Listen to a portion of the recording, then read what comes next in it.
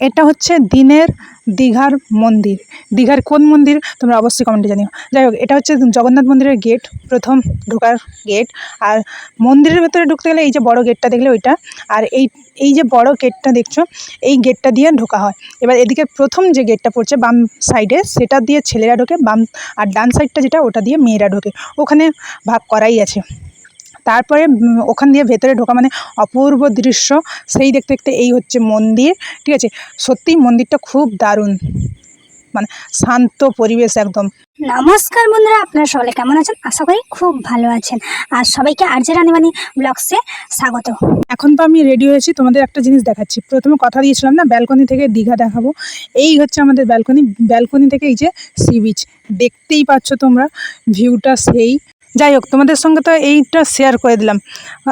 এবার যেটা দেখানোর কথা ছিল, যেমন কথা দিয়েছিলাম তেমনই কাজকর্ম। রাতের জগন্নাথ মন্দির কে কে দেখেছো অবশ্যই কমেন্টে জানিও। আমি এই প্রথমবার দেখলাম, আগে একবার এসেছিলাম কিন্তু তখন দেখার সুযোগ হয়নি, কিছু কারণবশত আমি এসেও ঘুরে গেছি।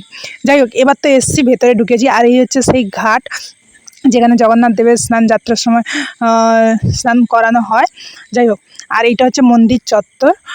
আমার তো কি বলবো, এতটাই দারুণ লেগেছে। প্রথমবার এসে যখন ঘুরে গেছিলাম খুব কষ্ট হয়েছিল, কিন্তু এইবারে ঘুরতে পেরেছি।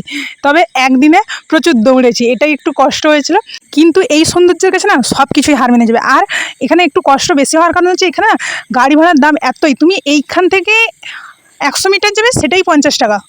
কেউ দেবে? তোমরা কেউই দেবে না, আমি তো এমনিতেই ছাড়ো। যাই হোক, এরপর ওল্ড দীঘার সি বিচে এসে বসে বসে হাওয়া খেলাম। আর রাতে দীঘা সমুদ্রকে দেখে আমি খুব আনন্দিত।